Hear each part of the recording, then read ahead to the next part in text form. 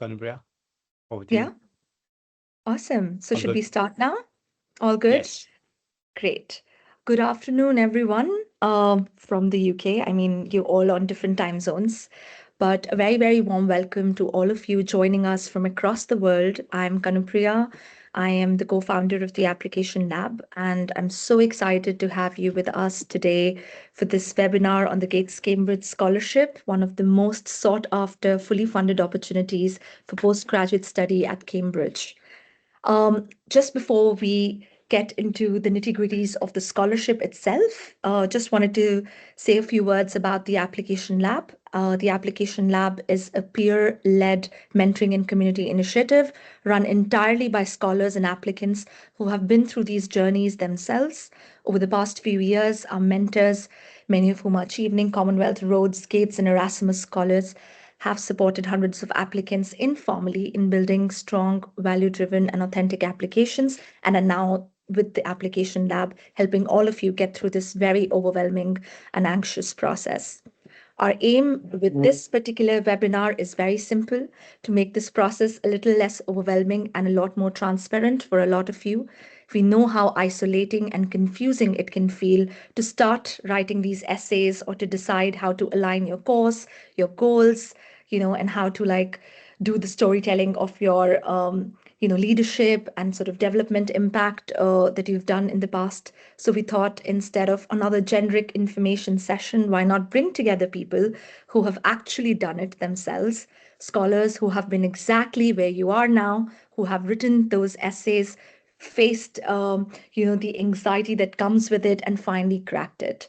So today's session on Gates Cambridge webinar is designed to give you real strategies that have worked for them, honest stories of challenges that they encountered during the process, and actionable advice on how to make your Gates essays and applications stand out when you're applying to Cambridge. Having been a Gates scholar myself, having been part of the Gates community for the entirety of my PhD, I can say with complete honesty that it is one of the most generous, diverse, and supportive scholarship communities in the world.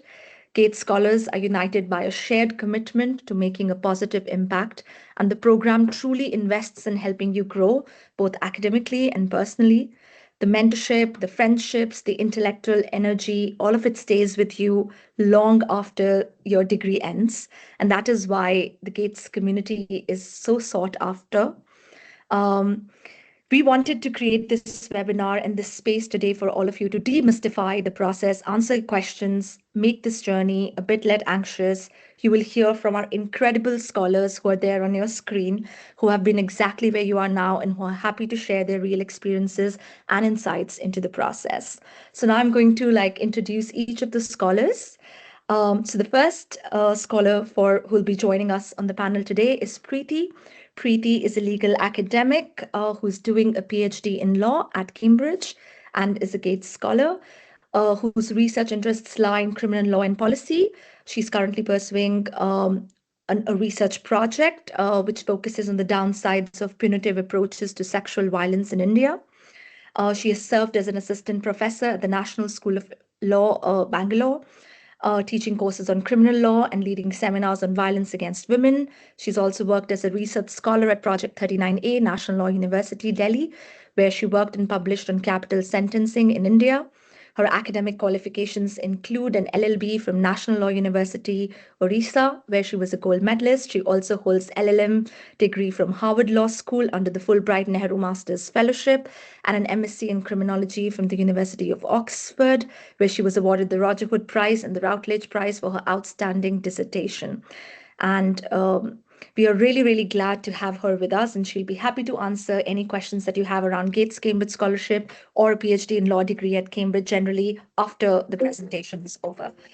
Um, Second, we have Feryal, who's a second year PhD scholar in the Faculty of English at Cambridge. She works on the aesthetics and the politics of post colonial literature with a focus on South Asia. Before coming to Cambridge, she received her MA in English degree from Jamia Millia Islamia University, where she was a gold medalist. and her BA Honours English from Lady Shri Ram College, University of Delhi. She was also awarded a Junior Research Fellowship by the University Commission of India in 2022.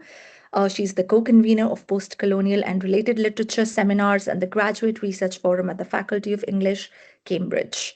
And she's also co-organizes Key Thinkers reading group at the faculty. So if any questions in regards to the English degree as well, she would be a good person to ask that from.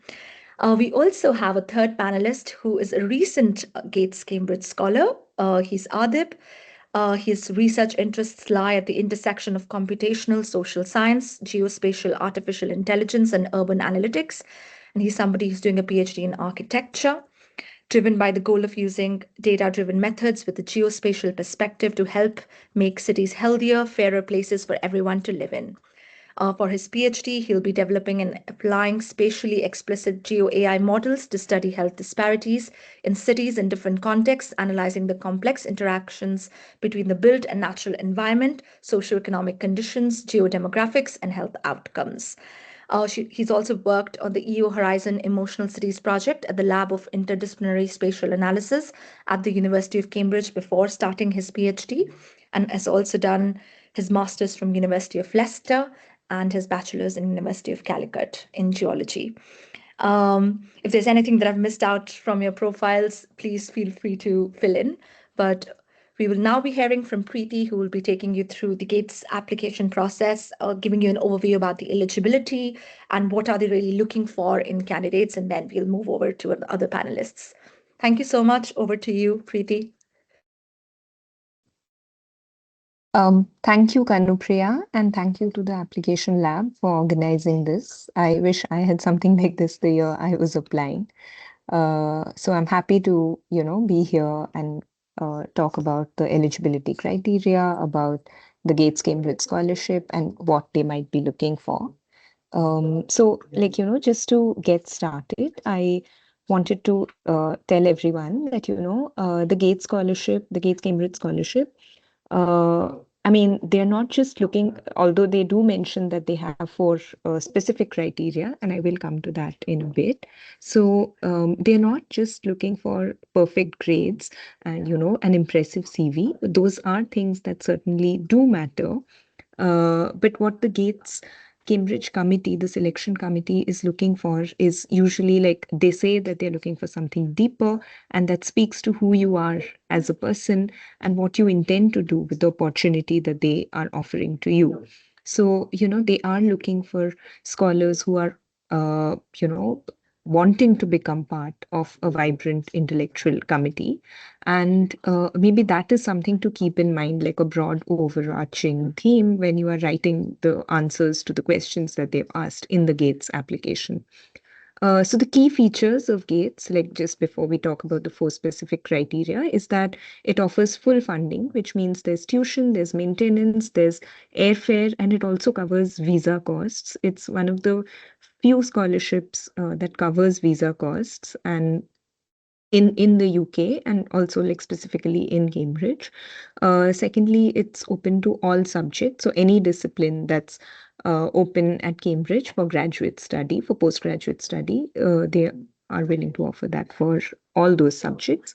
Uh, Again, it's available to the citizens of any country outside the UK, so it is truly international in that respect. And the number of scholarships awarded each year are increased annually to ensure that more and more scholars can become part of this intellectual community.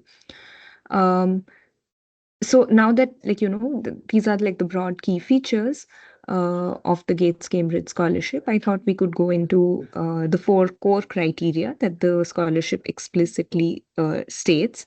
But more than just telling you what these criteria are, I want to help you understand what these truly mean, like what they are looking for when they specify these criteria. So the first criteria that they are looking for is outstanding intellectual ability. And yes, they do want brilliant academics as part of this community, but intellectual ability is not just like about having the best CGPA or the highest test scores. It is about intellectual curiosity. It's about critical thinking, about the capacity to engage with complex problems.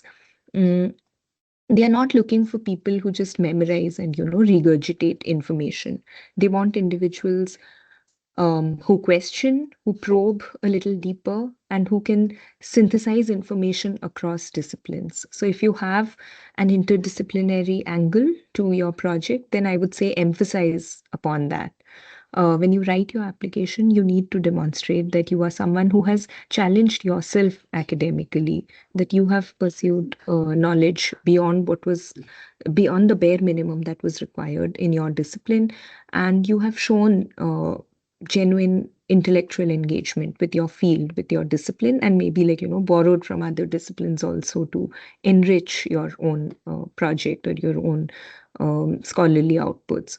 So think about the research projects that you have initiated, independent studies that you have pursued, or moments when you went beyond the confines of your discipline to understand something that fascinated you. So that is what they mean by outstanding intellectual ability. Don't simply mention that, I was the class topper and I got this prize.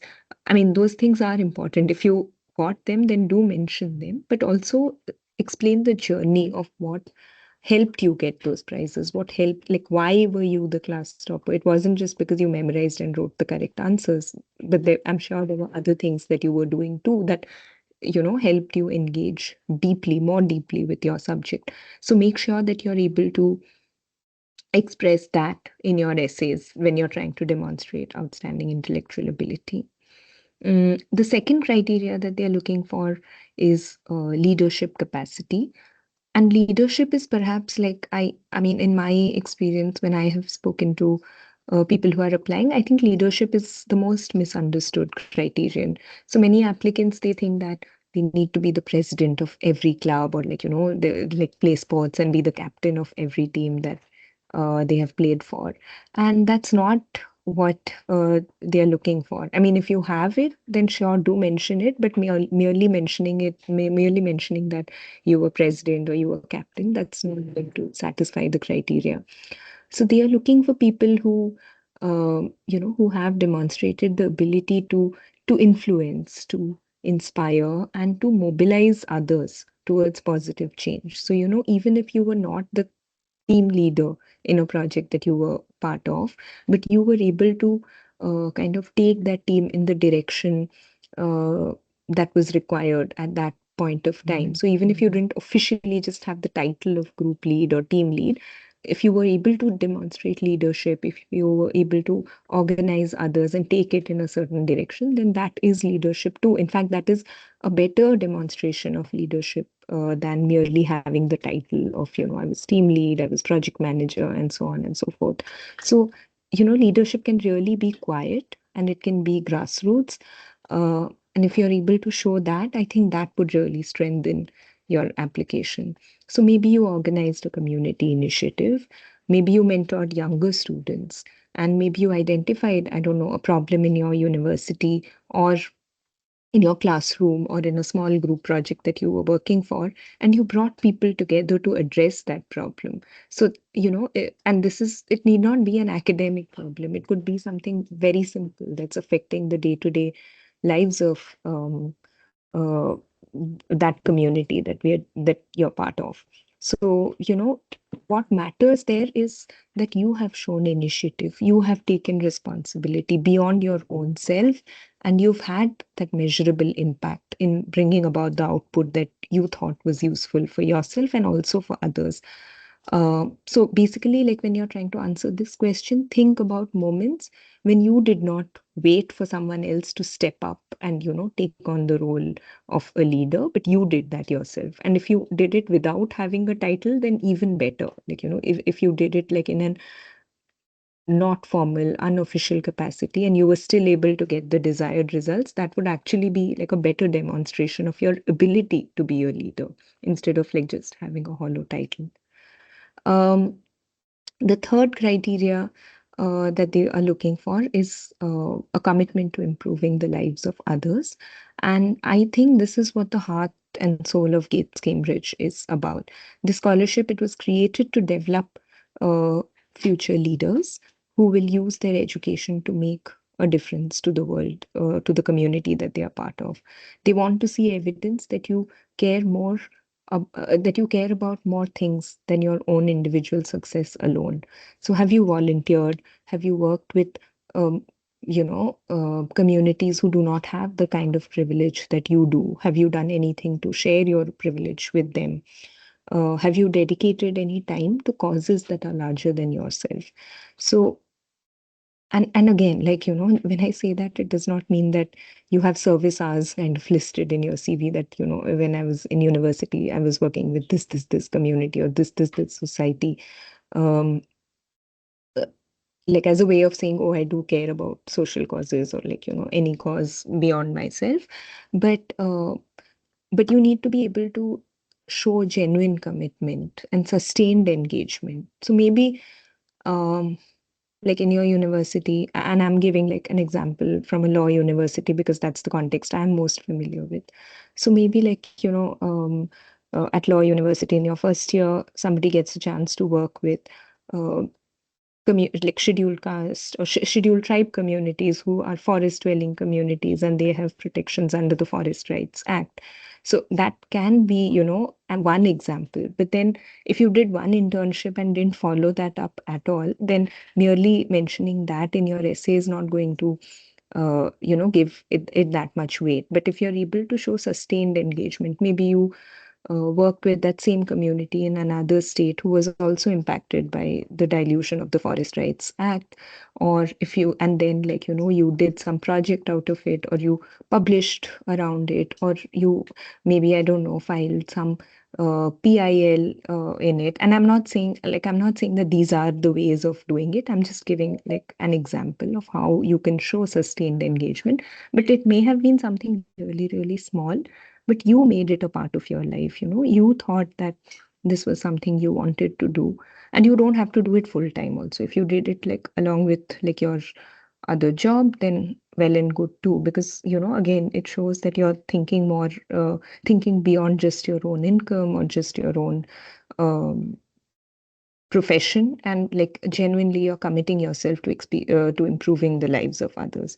And again, like, what have you learned about the challenges that others face? And how has this informed your own future goals? So these are things that Gates Cambridge is probably looking for. And authenticity is everything here. Don't manufacture a passion for social impact if that's not part of who you are. But if it is, then show them the depth of that commitment. Don't like, make up stuff, because again, it's very easy to see through. Like when someone looks at your CV, they'll be able to see whether you're genuinely uh, interested in this kind of engagement or you're not. If you make something up and you ask something in the interview, then you'll probably not be able to answer. And then, that's going to become a problem eventually. So think, I mean, in everyone's lives, I'm sure, like, all of us have worked towards things that are bigger than ourselves. And maybe like not directly, but in some indirect way, it has been a part of who we are today. And maybe like think of that and try to add that in your essay. And fourth and final, I think, is a good fit between the applicant's qualifications and aspirations and the postgraduate program at Cambridge. So the criterion, this criterion, it's particularly about alignment and clarity of purpose. Like, why Cambridge? Why this specific program? Why do you want to do it now? Why didn't you think of it earlier? Or why don't you wait 2 more years? So you need to demonstrate that you've done your homework. You should know which professors you want to work with, what specific resources at Cambridge will help you with your coursework, with your goals, and what you will not get elsewhere, and how the program kind of aligns with your long-term goals. But beyond that, beyond all of this, which is like the basics, I think you need to show that what you will also bring to Cambridge. What the Gates Cambridge values is diversity, and not just demographic diversity, but diversity of thought, of experience, of perspective. So, what unique contribution will you make, and how will you enrich the scholarly community there? So, these are the four different criteria. And I think I've spoken for 10 minutes. So, I'll stop here and I'll let the others take over. And I mean, I'm available for any questions that anyone may have later. Thank you so much, Preeti. That was really helpful. I think you've covered a lot of it. So which means it's I think Faryal, if you want to continue from here in terms of course the format of the Gates essays have changed this year, which means rather than writing like a 500-word essay, now they have to write like four short questions. So, of course, we don't know because, this is the first year that they're experimenting with this format. But what would you suggest? How do people approach those four short answer questions? And what is it that Gates is really looking for in terms of those four essays? Because those are the most crucial bit, right? The Gates is judging you on those four essays. And since writing is often the part where students struggle with the most, what are some of the practical advice or tips that you may have for people who are writing these essays? Hi everyone. I'm Feryal. I'm a second year PhD in English, and I'm going to talk about the new format of statement, the format question answer format, which used to be statement of purpose, as you all must know. Um, so what would happen like before is that you would have to write a 500 word statement of purpose, which would be like 3,000 characters long. And I think that was slightly difficult to write because you had to fit in everything in that 500 words. And uh, like, how are you academically excellent? How are you a leader?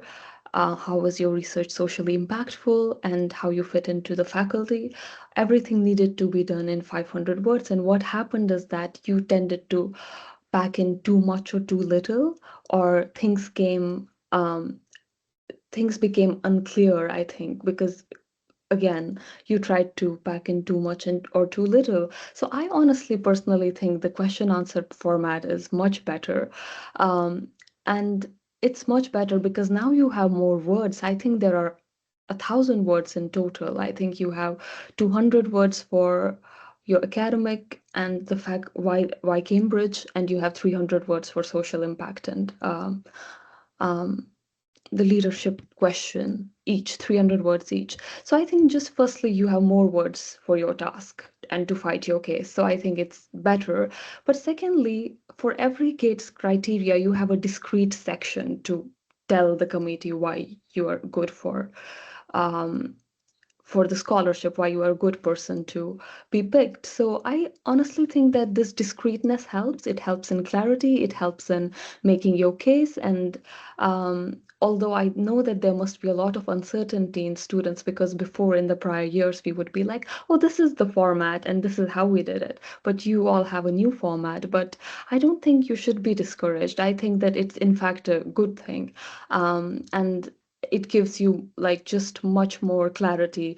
Before it was also like, how should we divide our loyalties between the four? Like, how much should I talk about each criteria? How much should I talk about my personal things? I just think that this discreteness really helps you make your case in a clear manner. Um, Having said all of this, I have looked at some question answer samples that people have showed me. Like, I have looked at about eight. So I think that, excuse me, um, I think that I have some do's or don'ts that I think, in my opinion, might be useful. So, first of all, the two questions I think, the academic excellence one and why this faculty and university one, I noticed that people who start this question by answering directly answer the question well. And what I mean by that is that if you're, let's say, talking about academic excellence, I think what works best is summarize your best academic achievements first. For example, you can talk about if you went to a top college or top university in your country, talk about that, what your CGPA was, if you were a topper or even not a topper, if you were in top 2 or 3%, specify that. And if you had any awards or scholarships, specify that. I think like academic excellence is a criteria that matters a lot, not only in Gates Cambridge, but I feel like also in the department, in the kind of applications that they do forward to Gates. I think this one criteria is unambiguous.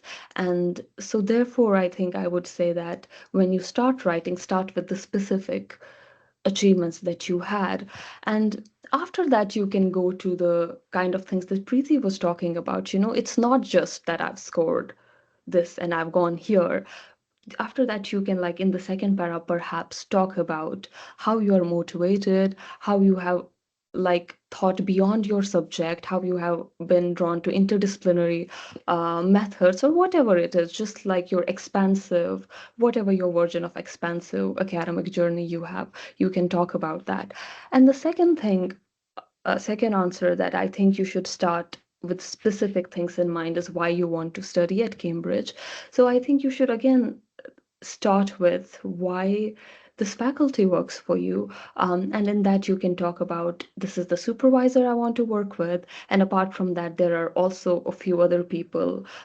For example, let me talk about myself. I would say I want to work with Priya Gopal because she has worked on South Asian literatures and the questions of gender and nation, which I'm looking at. And then I would be like, there are also two other people, like, let's say, Hannah Morgenstein, who talk, or Julia Horry, who talk about anti-colonial methods and epistemologies. And then you can talk about what resources are at Cambridge that might help you, like what libraries are there, what resources, just tangibly tell the committee why this might be. This will make them think that, okay, you do know why you want to come here and not any other place. You do know why you want to pick this department and not anything else. Um, so I think these two questions, I would say, specificity, like I said, is good. Name things. Um, yeah. Specificity is also like generally a good thing. I think sometimes people say that I scored this and this in MA, and they forget to name the institution, or they talk about the internship that they worked at. They forget to name the internship, or they forget to name your roles. So I think this is one thing I've noticed, that don't be ambiguous, name everything, always name names, because the people on the admission committee who are uh, like judging you or just assessing you, they receive application from all over the world, from all the disciplines in the world. So you need to, like, hold their hands a little bit to demonstrate um, just what kind of work you're doing, what kind of things you're interested in, what kind of work you have done before, and what you want to do after. So specificity just generally is helpful for that. Now, the two other questions, that is leadership and social impact, are more open to interpretation. And I think these are the ones where the personal story element comes through more.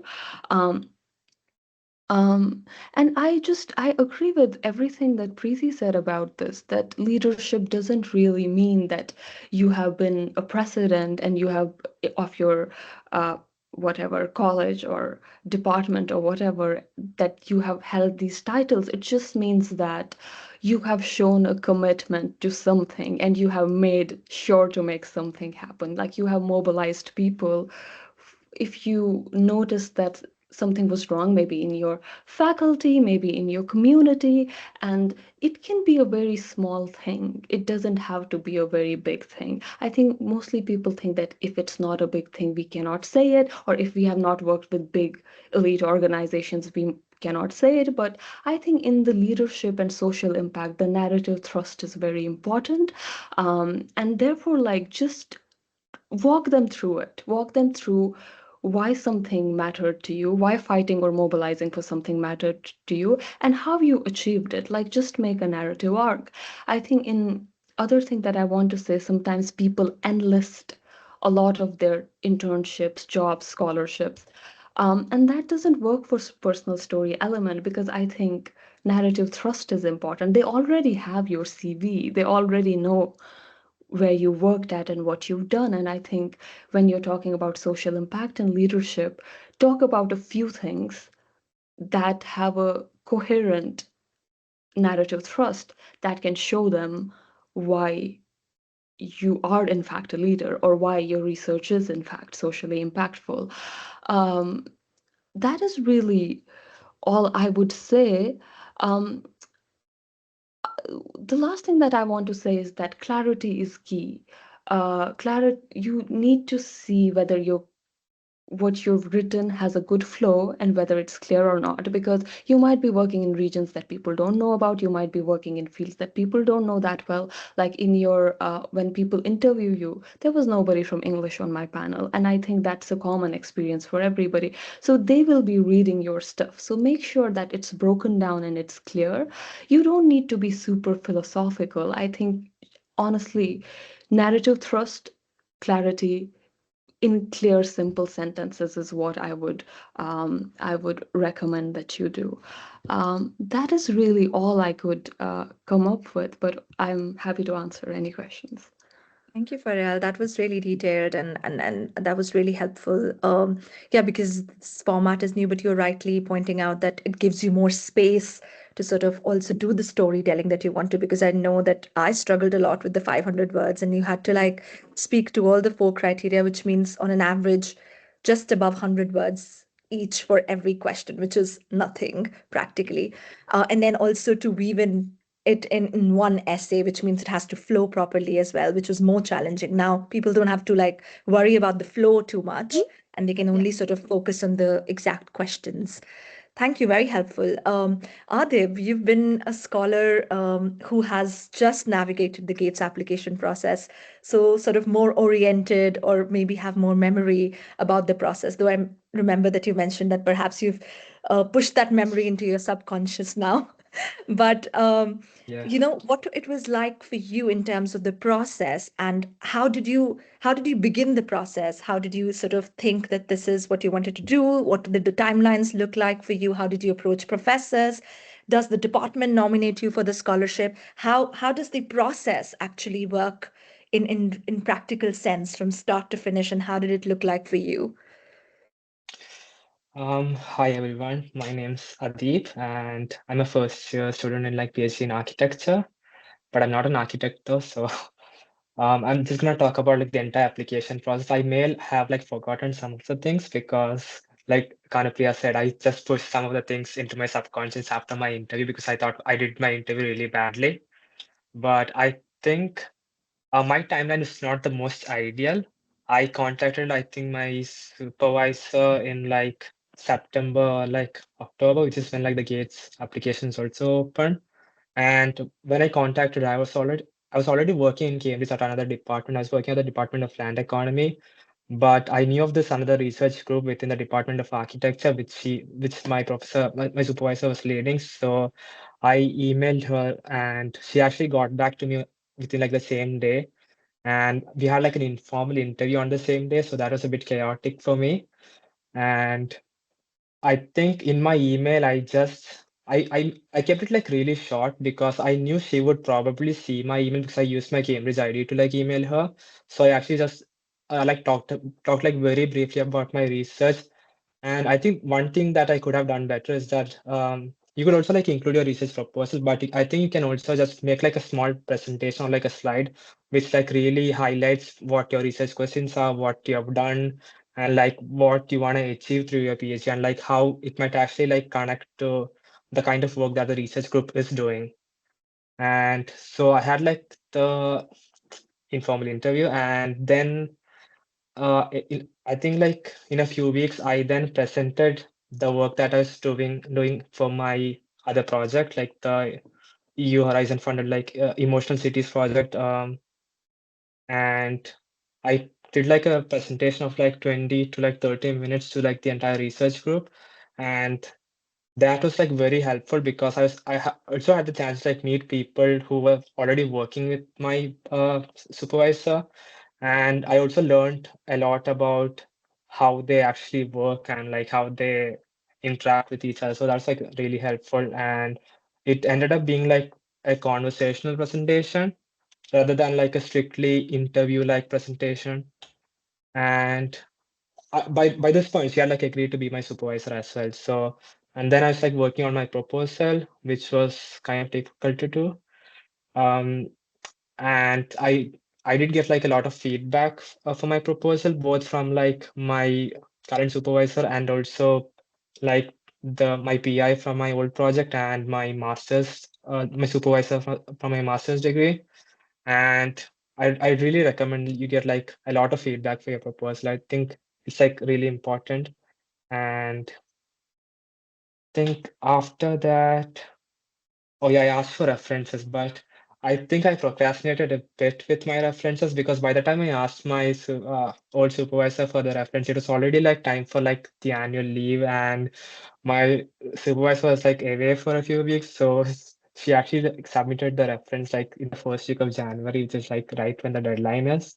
So that is a bit stressful as well. So please like ask your professors for like the reference like way early in advance, and like just also just let them know like so you have to like submit like an academic reference and two academic references and like one Gates reference, and like both of those are like completely different. For Gates reference, you have your referee would have to like highlight how you meet like the four Gates criteria, and there's like a few other questions they ask which I don't exactly remember, but so uh, f for me, like my PI from my old project, she did both of my academic reference and Gates reference, which is something that you can do, but then you'd have to like really let them know that both of them should have like a different content, like they should be highlighting different things. The academic reference is more for your department, while the Gates is more for like the department denomination and like the shortlisting for the interview. Um, and I completed my application one day before the deadline, which is again not ideal.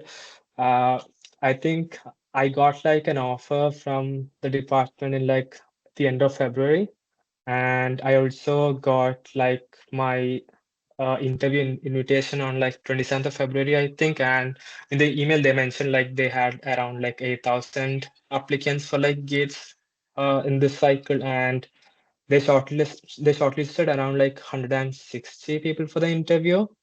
And I think like so each department can only like nominate a set number of people. I think in my department it was like two people, like one PhD and like one MPhil. And I'm not sure exactly how many it's like the total number, maybe around like 300-ish. Like I don't exactly know how many departments there are. So they like the department ranks your application against like other applications for like both not just Gates actually, like even for the other scholarships, and like they might nominate you for Gates and nominate someone else for like another scholarship that they might think is a better fit, and they also like nominate your scholarship for like the Gates Cambridge, not the Gates, but like the Cambridge Trust scholarships in general, which is like another thing. And once I so during like the interview invitation, like they also let me know like my interview panel, who's gonna be on the panel. And my interview was like a month later in the end of May, like on 25th of March.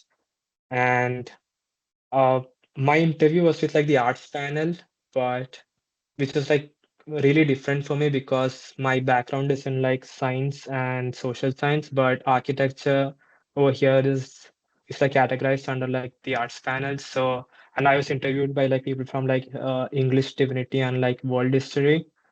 So it was like extremely challenging for for me for my interview because they asked me questions that I hadn't even thought of. And my interview structure was like completely different from what was shown on like the website, and like what others had told me would be like. They focused on my research project for like almost the entirety of it for like 20 minutes, and it was kind of like a conversational, but I also felt like I was arguing with them to like make my point and like this is why this makes sense. But I also had like a bit of a hard time trying to explain like my research to them because they weren't like really aware of like the technical bits of it. So I really recommend you like read what the like the professors do, like what their research focuses on, because they might try to link that with your project and ask questions from like their own perspective. So it might be especially if like me, you're like interviewing in a panel that you're not familiar with. Um, and besides like the research project, the only two other questions they asked me was like if I would stay in academia after my PhD, and they also asked me like how I would commit to the like my commitment to the lives of others. But then again, um, this professor asked me that, and then she was like, "Yeah, you already answered this," because like for 20 minutes I was talking about my research, which was like highlighting that itself. And I think my interview might have actually went over 20 minutes. Like a couple of minutes. But that's because I was interviewing in person. There was like some disturbances, and um, I think, and then I got my like offer like in 2 weeks as well, like on 4th of April. Um, I'll talk a bit more about like the other bits, like the statement and like the research for like the interview in a bit more detail. So I think the statement was like a one of the most challenging things for me because like Prayal said, like the character we had like a 500 500 words limit, and it's like really hard to really talk about really meet all of the criteria within that limit. So I had to do like a lot of revisions to like tailor it down and make it really concise. And for the statement, I would really recommend you to be like real. You have to be like a bit unique and you have to like tell your story. So I wouldn't really like. I mean, you can of course like read other statements and like what others have written, but I would really recommend you to not follow like exactly what they have done. Like just try and tell your story and like your journey and everything that you have done and how that meets the criteria. And um, I guess it's gonna be a bit different. So for when I wrote my statement, it was like a bit like all of my paragraphs were like a bit connected. I wrote like four different paragraphs, but they were like trailing off of each other. I I I think like this year, since it's like four different questions, it might be a bit harder to do. But then again, I think they are well aware that they'll probably be reading like the four questions in like the correct order. So you can like still like make it like an overall statement thing rather than like just making it like exclusive to that one criteria. You could maybe again like try and connect all of them so that it tells like a story about like what you have done and why you want to do your research. Um, Also, I think this is like very specific to me, but like my career path is extremely convoluted. I started with like a bachelor's in geology, and then I moved to like geography, and I focused on like urban analytics and like urban infrastructure, and then I moved to like urban health and like geospatial AI, and then now I'm in like architecture. So it's really hard to like make a story out of that and make it make sense, especially because I used to think like I didn't really do that well for my bachelor's degree because due to some personal reasons. But I used to think of it as like a mistake and like a limitation or like a weakness. But like really, all of everything that you've done is like a lesson for you. I used that to like highlight, okay, I did this, but I realized that's not what I want to do. And I really emphasize that, okay, now I really know this, I want to do this research and not that. So, um, okay, besides that, I would also like really recommend you ask a lot of people to read your statement and proposal, but not just from within your domain. Like I would ask other people, like from like a different variety of people. But I would also like recommend you to not take all of their feedback at like face value because you know yourself the best, and sometimes some of the feedback might not make sense. Um, and my interview, I guess, yeah, like I mentioned, like it was very chaotic. Uh,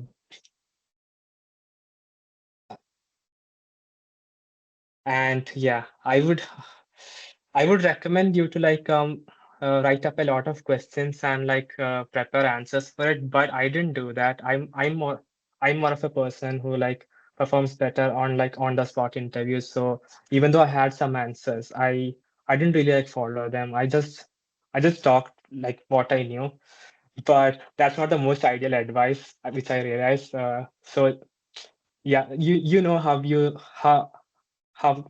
know how to like prepare for an interview yourself. You obviously must have like gone through that like multiple times, so you don't have to like do what I did and like just like go to the interview without like preparing for it. um and like some other points that I would like to make is that it's uh so the scholarship is like really competitive, but I think it's like really worth the effort. But it's also really okay if you even don't end up getting it, because you just have to like keep trying, and there's definitely going to be something else there for you. So I know like applying for PhDs can be like really difficult. Like I was so stressed like at the end of last year because I was constantly getting like rejections, and I was also stressed from my work. And I think with PhD it's a bit difficult because it feels a bit more personal because you're emailing professors, and they might just say no, or they might just ghost you despite like multiple follow-ups, which you might take in a bad way. But I think at that point you should like really remember that uh, your work doesn't define you as a person. You're like much more than that. And I think it shouldn't also like you shouldn't like let it affect your self-worth. I would like still recommend you to like be confident and just even if you think that okay, I might not get this, just apply anywhere, because I think we tend to be like a bit more harsh on ourselves, and like we are more critical of ourselves. So just keep applying. And I think with Gates, they're also like a bit more holistic with their application process. I think they don't just like consider what you have done. I think they also like really look into like your potential and like what you're going to achieve through your research, and like even after your PhD, like what you might do. So uh, yeah, just even if you think, okay, I haven't done a lot of big things, I haven't like uh done like a lot of huge projects, I don't haven't like worked, I don't have any experience for like writing academic papers or anything. I think it's fine. Like still be confident and apply. Like uh, uh if you meet all the criteria, I think they will see the potential in you and they will probably like select you. Um, I think that's all that I can think of now. I don't know if I missed anything in the process, but if I did, you can like mention it. And also, like if you have any questions, like feel free to answer me. Oh, another thing that I did was that um I went people and like I asked them to like talk to me about like the process. So I asked Kanupi, I asked Freya, I asked another person from my department. So I think that was like very helpful to like learn how exactly like the process works. And I would really recommend. So if you like go to the Gates Cambridge website, you'll find like a directory and you can like filter through like the department.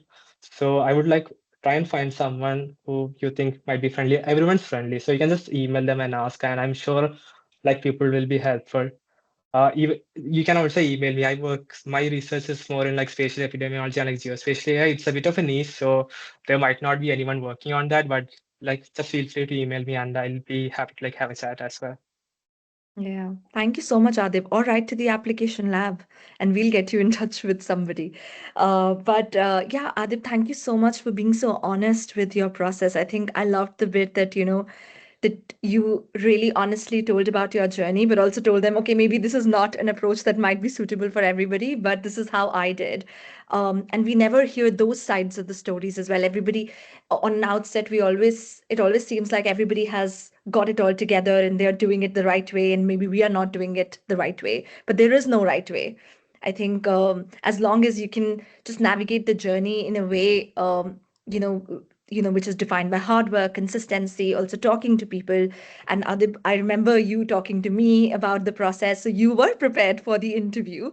So I think even if you were not like preparing like a list of things that you will say, you were still mentally prepared for what's gonna come. And I think that is also a part of preparation. So yes, you definitely deserve the scholarship and you got it.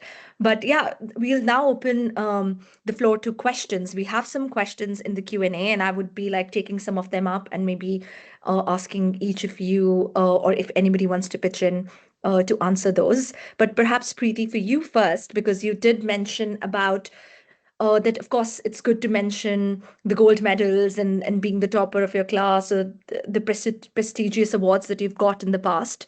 But there was a question around that if those are listed in the CV, do we again Mhm. repeat that in the essay, or should we not? Because is the Gates committee also looking at your CV? Because they do, but do they also need to hear it from the essays, and how important it is as part of the application? Because when I was reading all of your profiles, all of you had gold medals, and I was just like, perhaps that's a common trait that the Gates community is looking for, but perhaps because it also looks for academic excellence, and that's an evidence for academic excellence, unfortunately.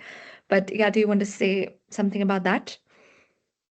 Yeah, I think like it is true that it's going to be there in your CV, but what might not, I mean, what probably would not be there in the CV is the story behind that gold medal, um, like what did you do to get it? Like, how did you go out of your way to perform well in class? Like, what made you stand out? Or, what were the questions that were interesting to you? And that's why you pursued it academically. Like, what about the university atmosphere was refreshing or suffocating, like as it might be, but that it kind of what is your journey towards that medal? That will definitely not be there in the CV, and I think the essay would be a good place to explore that a little bit. That, or maybe when you say that uh, I did very well in class, and like maybe you were the topper, maybe you were a gold medalist, but like, I mean, there can be instances of where that is not enough, like, I mean, in my essay, uh, I had written, I remember, like in this leadership question, that despite being the gold medalist, when I was interviewing for a job uh, at a corporate, at an MNC in Gurgaon, I was told that usually they give that specific role to men, to male candidates, because it involves a lot of travel to rural or semi-urban places, and they're not very, like that company, they were not very confident about sending women to that, um, selecting women in that role. So, and then I got around that question in the interview and like got a job or whatever. But like the gold medal is not the end, right? It's the beginning of something else. And maybe those are things that you can explore. That even getting a gold medal doesn't mean that, all doors suddenly start opening up for you. There is more to the individual that you are than your medals or your certificates. So maybe that the essay can be a place to explore that, and that will not be there in the CV. But I wouldn't recommend not mentioning it at all. Like, do Yeah. mention it, but not like, as list A, B, C, D. That, not that kind of mentioning. Yeah, no, that totally makes sense. Feryal, of course, you're from the humanities field, and a lot of people who have contacted me for mentorship always ask me this question that humanities applicants often worry about that whether their work is too niche or too theoretical. How do you demonstrate broader impact and leadership in humanities field, right? Because there's no like sort of immediate impact coming out of the research. It's not that kind of research. So how did you approach that sort of question when you were sort of approaching your Gates essay? And was that a challenge? And how do humanities students who are in our audience approach that question around leadership or like commitment to social impact? That's a good question. And I think some fields like our STEM colleagues have, they're on projects that have immediate impacts. For example, they will be looking at diseases and trying to cure them in specific regions. And um, your research is not going to have, it's not that kind of research because you're in an entirely different discipline. For me, I work on regional Kashmiri literature, and Kashmir is a conflict zone, and it's a really um, and first of all, nobody has looked at Kashmiri regional literature before. That's one thing. Kashmir has been looked at in international relations, political science, history to some degree, but the literature has just gone under the radar, which is really unfortunate because people keep producing literature. Because I think if there's a threat to life or any place where you need to survive, people just turn to art and literature, and it was really unfortunate that nobody had looked at it, and even the political dimensions of that literature. So my proposal does have a social angle, like because it's just literature from a conflict zone, and people are very directly taking on the questions of the conflict in the body of the literature. So me, by the sense of examining literature from this area, I am, that is my social impact.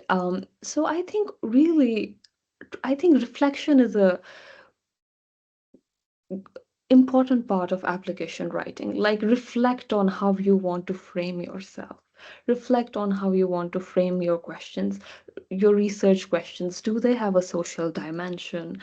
Um, and how, because you need to have a social dimension for gates, that is something that they take very seriously. What kind of impact? The impact doesn't have to be a on ground NGO type of, it can just be like, we are going to take this research forward. I think for me, the impact was that nobody has done this work. I am laying the groundwork for future generations to come and, also engage with this. Um, that can be also something. So reflect on how to bridge the gap between your theoretically based PhD and gates. Sometimes, like, I have seen candidates who are excellent who don't get gates because they don't have a social impact. So, there's also like a compatibility that might happen. But if you have some kind of a um, any kind of, something bigger than yourself, something that is maybe socially conscious at some level, just reflect on how to present that, and you should be fine. Yeah. No, that's a really important point, that scholarship in itself, if there's a gap in scholarship, and that could also be like a positive social impact because you're contributing to larger literature, which could further impact the regions that you're working in. Um, Adhib, of course, question for you. I mean, you did mention a lot about shifting fields, right? And your work sits at the intersection of AI, health, and urban policy, but you're doing a PhD in architecture. And you did mention that architecture wasn't your initial field, or you don't have an educational background in architecture. So there's a question actually from somebody who's saying that if they are applying to a program where they don't have the exact background in, but it's a related field, should they be spending time on their essays explaining why they shifted fields or not? Or is that not important for Gates? So I did mention like it as a reason in my Gates statement, like one of the first paragraphs. It did started off with that, like because but it was like a bit different for me because I was highlighting, okay, I did this, but I realized I wanted to do this instead. So I was emphasizing what my like the research that I moved into. But so rather than department, I think it's also important to like look at what the professor's background is. So I don't think like the department name matters. Like I'm in Department of Architecture, but my professor is also not an architect. He's like a civil engineer, I think, and professor of like sustainable built environment and health. So like just look into like the research group and like the if like their research is similar to yours, I don't think like the field shift would be like uh, a bit of an issue. I don't know if that answers your question. Like, No, no, yeah. I mean, like you said, it's not an issue really, and you don't have to like spend so yeah. much time Also, explaining I that think like shift. I think most research these days is like very interdisciplinary. Like you can't unless if Mhm. you're like doing like a hard science. Like I don't think uh, you're gonna like and you're gonna like stay within one field. Like my research spans like through different like domains. And I think that's more common. And I think you can also like highlight that as a, plus point for your research during your interview as well. Yeah, no, no, that's helpful, Adib. Preeti, I was also wondering, like a follow-up question to this. Of course, you're doing a PhD in law, but you have criminology supervisors. So so in your Gates essay, did you have to justify why you were doing or having a supervisor which is in a different department versus technically where you're placed in or you want to apply in? Because there's a question around if people are Sorry, applying Kanupriya, to, I lost your, yeah, can you hear me yeah, now? I lost the first part of the question. Yeah, I can, yeah, because there was some connectivity issue at my end. Okay, sure. So I was just saying that you were doing a PhD in law, Yeah, can you repeat but that? Yeah, sorry. yeah, I think there's a lag there. Mhm. Yeah. So I was saying that if you're doing a PhD in law, but your supervisor was from criminology, did you have to justify that in your essay? And there was a follow-up question around, there are people who are asking if they're applying to three different departments, and there are research supervisors in each of the department that are similar but have some differences. Should they be catering their Gates essay to the supervisors in the departments that they're applying to? If they're applying to more than one course or more than one department. Yeah, Yeah, I think like Anupriya, like what I was able to get from the question was that I'm doing a PhD in law, but my supervisors are in criminology. So how I got around that is like how is the question. Yeah, Hello, yeah, sorry, yeah. I my think there's a connectivity is really connectivity issue. bad Yeah, for yeah. some But reason. yeah, that was broadly the question, Preeti.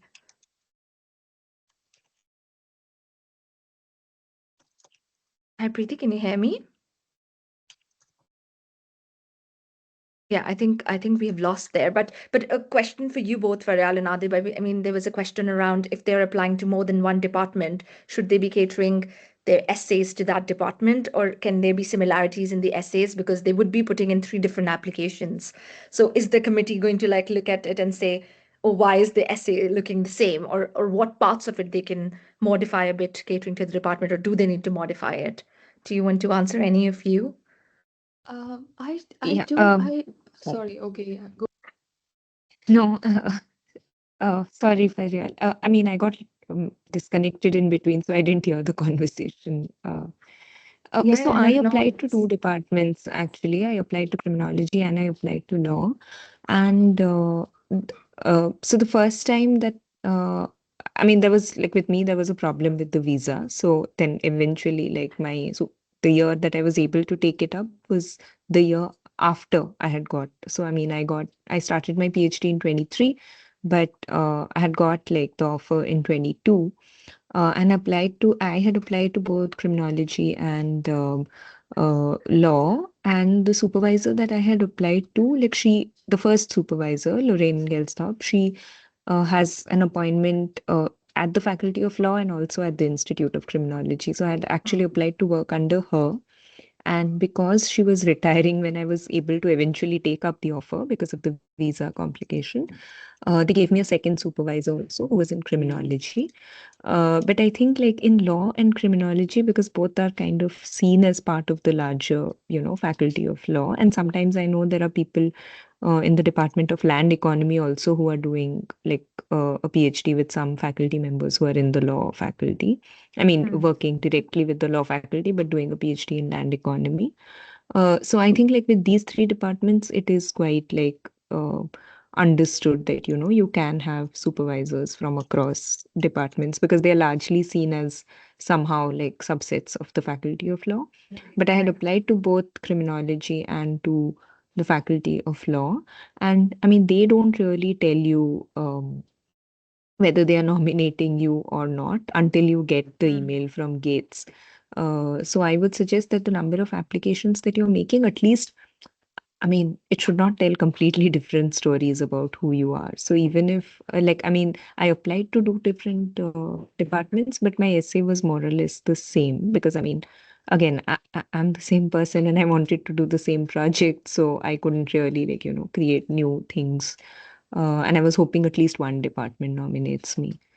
Um, so yeah, I think like you reach out to professors, and I mean, in the interview that I had with Lorraine, she was very transparent about it. She told me that, we'll consider your application in criminology. I'll recommend it to criminology and to law so that the chances of funding are maximized. So that way, she was very helpful. She was more forthcoming, but the department itself did not tell me that they were nominating me for this scholarship or that scholarship. So. So I would suggest that in the essay, like stick to your original story, whatever it is, and find a supervisor who is suitable, like whatever department they might be from.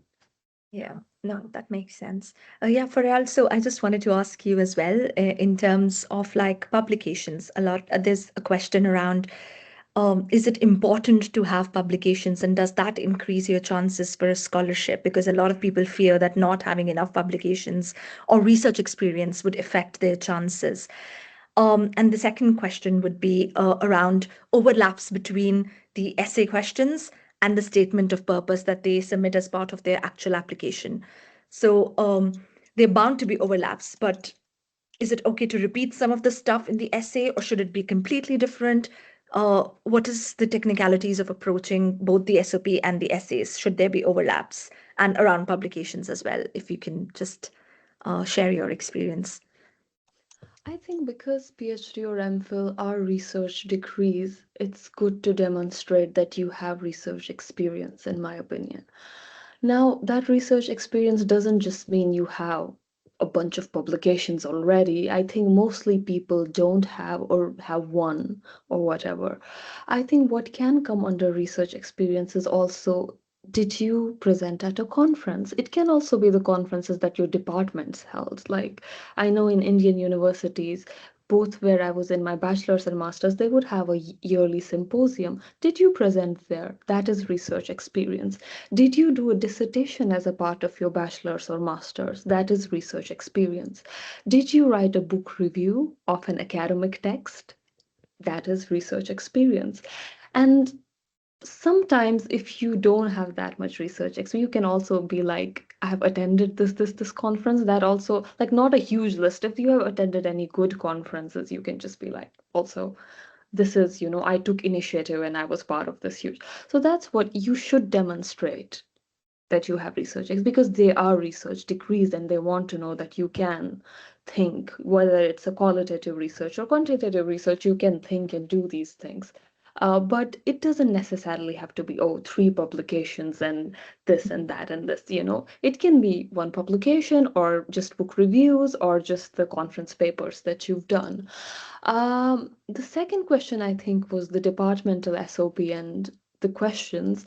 I think, do you know how when we ask professors to write references for us, and then sometimes we're like, could you highlight this part of my, Mm. For example, if you've done a dissertation with a professor, you'll be like, oh, could you highlight what a great scholar I am? But you don't want the other professor to repeat the same thing, so you give them cues on what you want them to highlight. So I think it's just a balancing game. Um, I think for a departmental SOP, you just need to focus on your academics and how passionate you are and why this department is good. And they are the two questions of Gates where there might be an overlap. But for Gates, of course, you have an extra things of social impact and leadership that your department won't care about. So for that SOP, you should just be like, why I'm an excellent candidate, why I want to come to this department, and make a narrative story. Like, you know how we start SOPs, something personal and how that impacts my research and blah, blah, blah. And then just, yeah. So for faculty, I would say academics and why the department fits. And of course, for Gates, the cohesion around social impact and all of that would be good. Yeah. Thank you, Feryal. I'm also going to ask you more questions because I think there are specific questions in the chat box for you. But Okay. but Adib, before we move on to the specific questions, do you have any tips for selecting referees? Because there's a question around how do you select your referees, and is there a strategy around it? Of course, in your case, you selected one referee who wrote two different sorts of references for you, one for Gates and one for your actual application. But what is it that you should keep in mind while selecting, for instance, your SOP reference or your actual application referees versus your Gates referee? Could you perhaps elaborate a little around that? Yeah, so I think you should like select a reference who really knows you well, even if they might be like not in like a senior position or something, they might be just like starting out in their career. That doesn't matter. They just I think it's like really important like what they actually write in the reference letters. So I asked my supervisor who I worked with for my master's, I'm like really close with. So I think they were able to like really emphasize like my qualities. And for the Gates reference and for my other academic reference, I asked my PI because I was working with her like at the time, and I was also like able to like give her like a lot of a set of points about like what I've done and like what I intend to do, and she already knew like what I was doing at the time from because we were working together, and also like highlighted like how some of the things that she needs to mention should try and like meet the different criteria for Gates. So you just ask someone who knows you like really well, and also like give them enough material that they can like write a good reference letter. Especially if they're like really busy, like it might really help if they have something like that. So yeah. No, definitely that is helpful. and some people also pick up professional references for their Gates essay, because the Gates criteria is looking for those 4 criteria, and if you have worked somewhere after your previous qualification, I think you can very well ask for a professional reference. I had a professional reference for my Gates reference, somebody who knew me, who was the director of the organization that I was working with, an anti-human trafficking organization, and had seen me on the field working with the population, and had seen my work firsthand. So he could comment on all those 4 criteria. And interestingly, he was also a past Rhodes Scholar at Oxford, so he could also comment on my academic ability and my potential to do this degree and to make something out of it. So that is also very much sort of okay to do. But yes, Faryal, specific questions for you. Now, so although the Cambridge English faculty states that prospective applicants are required to contact a potential supervisor in advance, this person has heard from several scholars that doing so can be advantageous. To what extent does a faculty member's prior enthusiasm for an applicant's proposed project influence the chances of securing funding? Which also ties to other people's questions around, is a principled yes enough to go for a PhD application, or how important it is for a supervisor to be on board for you to be selected for Gates or to secure more chances for funding? That would be the first question. And I think a second question was in terms of, if your supervisor is not familiar with the Kashmiri language, how did you deal with the translation aspect of the project in your proposal or your interview? So both of these questions for you. So the first thing, interestingly, I had not emailed my supervisor before the application. And so it's not required for, I know in some departments it's really required. For English department, it's not required, that they will just rank you nevertheless on basis of the application that you made. And they also know which application work for which funding. So they forward the application that they think will work for Gates and all of that. However, I do think you should email your potential supervisors. It's a small thing, just send them an email. And for example, my supervisor I know likes getting emails, and if nothing, she will just be like, comment a little bit about your proposal, how to make it slightly better. And at that stage in September, October, when you're still refining your proposal, comments from a person who's working at a faculty already help. They definitely are helpful. Having said that, I don't think an enthusiastic yes from a faculty always gets you funding. What it might do is get you admission in University of Cambridge Faculty of English. That will happen, but funding is really competitive. You might not get it, and why I'm saying this is that a lot of people, Gabe scholars, work with my supervisor in the Faculty of English. And last year, my friend was also, she got admission with my supervisor, and I was like, okay, maybe she will also be forwarded to Gates, and she wasn't. And then she didn't get the Cambridge Trust fellowships also. So it's just a very competitive field of applications. I don't think any supervisor can tell you, I can 100% grant you the fellowships, or I can 100% grant you. So I think, in short, for this, you can write or not write. The Department of English at least ranks based on how good the application is. But I would suggest that you do write. But no, I don't think you can secure funding just due to an enthusiastic yes. Sorry, what was the other question? I'm forgetting It was that. around translation, that if your Oh, supervisor is not familiar with Kashmiri language, was the translation an issue? I think, yeah, she's not familiar with Kashmiri language, but she's familiar with the research questions that I'm asking. And she is familiar with just South Asian literature. She's familiar with decolonial literatures, and she's just an expert in the field. So even though she might not understand the language or has to rely on my translations, she can understand the methodological models or the theoretical models that I'm working in and guides me from there. And I think she has students working in other regional languages as well. So, yeah, for translation, she has to take me at my word, but the rest of the things, she's very, very familiar with the Yeah. literary landscape and all the yeah, theoretical groundings that I work in. Yeah, I think one last question for Adib, and then we're just going to wrap up because we are way over time. And if you have any questions, you write to us at info@applicationlab.com. We would answer you. I'm a Gate scholar. I'm going to answer some of your technical, logistical questions, unless it's like specific discipline or unless it's discipline specific and you want any of those three people to answer. They are mentors with the application lab, so they'll be happy to answer it.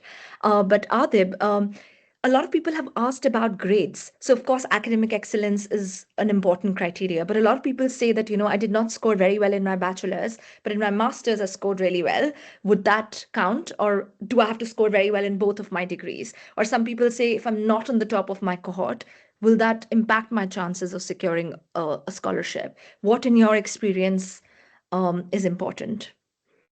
I think that's fine. Like you basically described my entire experience. My bachelor's, I had like a lot of papers where I did like really, really badly. 'Cause had like no interest in what I was doing at that time. But then for my master's and like my research afterwards, I've done like really, really well.